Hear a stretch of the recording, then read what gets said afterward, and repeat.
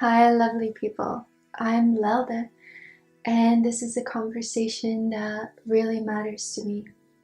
And we've talked about already what it's like when you are so convinced and you totally feel that it's not okay to be yourself. Whatever you do, whatever you are, the way you are is not okay, which is basically what most of my life has been like. And specifically, what I want to talk about now is what is the most terrible part of that, which to me has always been coming in contact with other people, being in relationship with other people, whether it's friends or family or just random people on the street, but especially the people that I love. The hardest part of all is also because I'm a little bit of a sensitive person, which means I really pick up very quickly on other people's emotions, on other people's moods, on other people's desires even. And my first instinct, my first impulse is always to satisfy them, to always make it better for them, to always give it to them, whatever it is they might be needing, whether it's a cup of hot chocolate or a warm blanket, or just for me to be there and listen and not say a word, regardless of how I feel myself in that moment. And the thing with other people, more than anything else, more than what I think and feel when I'm by myself, other people are the quickest way, quickest thing that would give me this feeling of there's something wrong with me, I didn't do something right, or I should have done something that I didn't do, or all these dialogues that in your head and just make you feel incredibly bad about yourself. And no other thing, no other failure in this whole entire universe can make me feel as bad as it does when I have this idea that I've let other people down, that other people are not satisfied with how I am, what I am, and yeah. So as you can imagine, that makes for some really tricky, really difficult relationships to keep. And what usually happens to me in those moments when somebody else reminds me, when somebody else implies, or somebody else gives me this feeling of there's something wrong with me, it's not okay to be me, one of the two things. Number one, run away, which I think I've become kind of a master of. Run away from conversations, run away from relationships as such, which also means I would often pretend that a person doesn't mean as much to me as they actually do, which also means that I give up really quickly on my relationships, especially partnerships, which also means that I just don't believe when a person is telling me that they will always be there for me, because I will not let it happen. Number two is the trickier one, is I would get really angry. I would start telling myself that this person is being mean to me, this person is being selfish, this person is being not understanding, not seeing, not hearing me, which does sometimes happen because we're all human and we do have all our egos and that stuff to deal with, which in a way is perfectly okay. I mean, kind of why we're here. But to a person that's super sensitive and to a person that is always going back to this idea, there's something wrong with me, it's not okay to be me. This is like a death trap. This is like a really high alert, high stress situation, because whether the person meant it or not, but the moment I get a sense, a feeling, or maybe it's said directly to me that there's something wrong with me, I would either run away or get really angry and start to fight. Which is basically, if you look at it, two very basic ways in which a person defends themselves. So when you look at that, it becomes really clear that relationship can be a really excruciating and near impossible thing. And for a lot of my life, I've actually done that. I have become an introvert. I have not trusted any friendships or relationships. I have avoided people at all costs. I did have moments of that, which is ironic because actually in my core, in my heart, I really love people and I really love being in conversation that matters with other people. And so I do want to create more opportunities of that for me, more opportunities of connection, more opportunities of giving and receiving love and affection. And I'm actually a really affectionate person. But this one thing, this one idea that there's something wrong with me, that it's not okay to be me, is a total killer for what it is that I really want in this life. And yeah.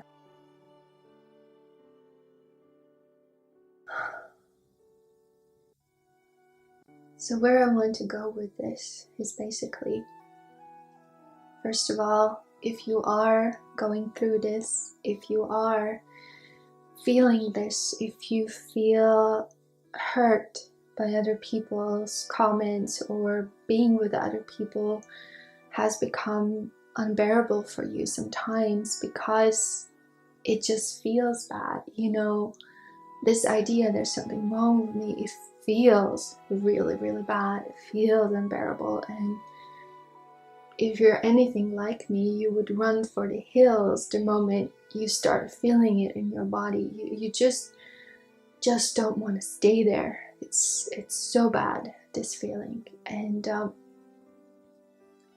what I like to tell you, and what I really, really wish for you, if you are experiencing this just like I am,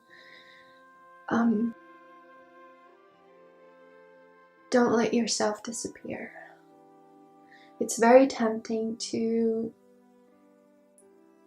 it's really tempting to give up and just settle for some kind of idea that other people have about you, settle for other people's wishes or other people's ideas about how you should be or how you should act or how you should behave, just to keep the peace.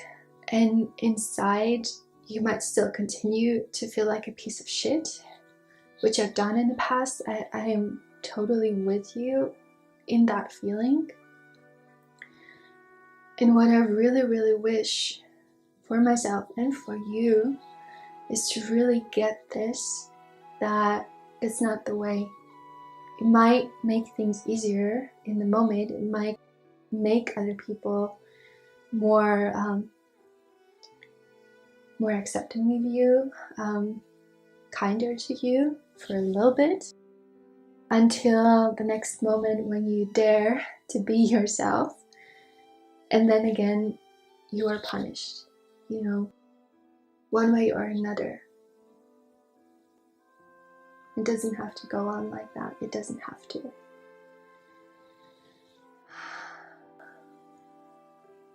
And I would love to tell you that this feeling goes away. It doesn't, because once it's given to you, there's really no way back. But what can happen for you, and I'm speaking from experience, what can happen for you is once you start to really, really be so gentle, so kind to yourself. And what I mean by that is soothe yourself in those moments when you have this thing come up. Don't try to run away from it by drinking or having these bad habits that really destroy you.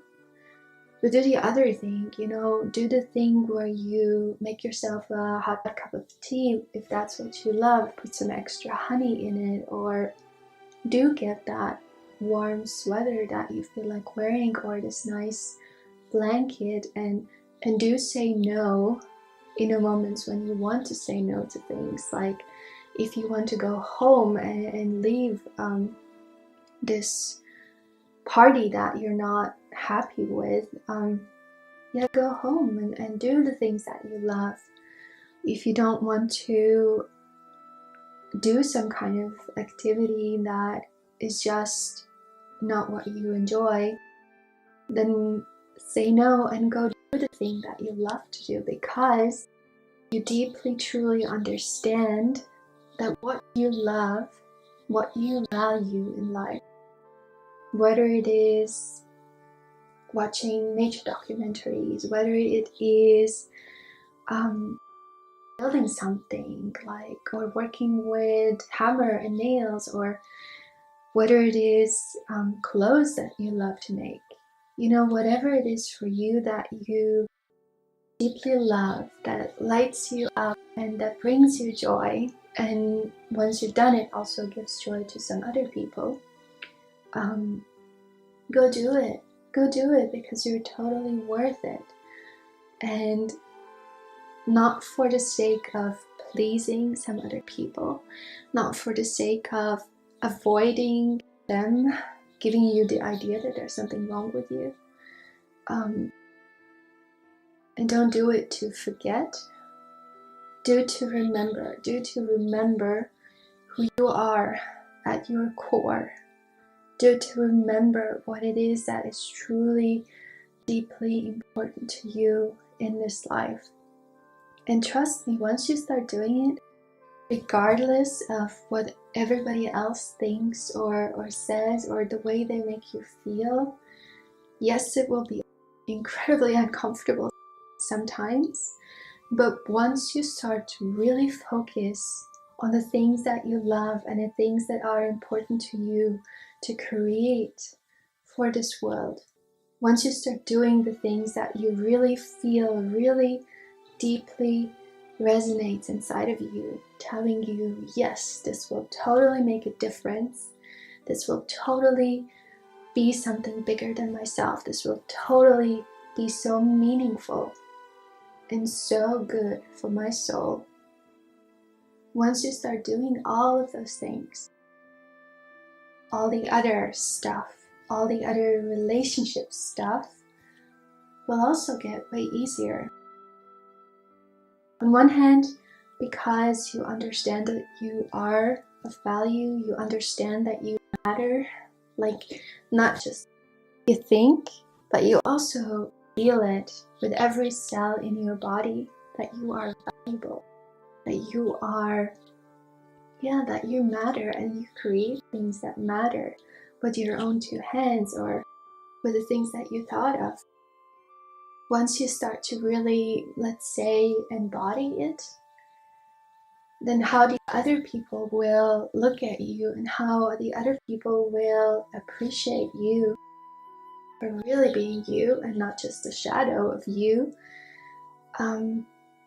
they will also respect you so much more. They will also make so much more room for you because you're claiming something, and then it's easier for them to make room for that because you've made yourself into something that you wanted to be before anybody else shaped you or molded you into something that they thought of.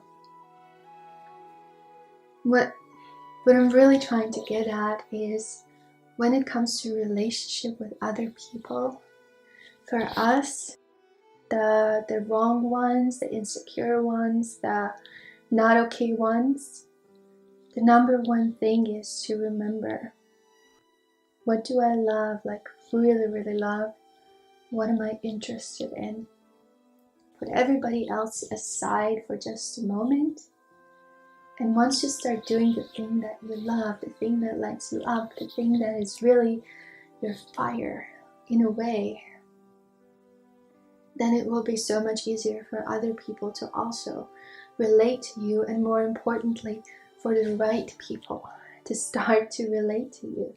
Because once you start building something, it also opens the door or the window for other people that also are interested and love these things to come and join you, to be your friend, to be your partner. And yeah, it's so much nicer and so much easier to live this way. And I get it.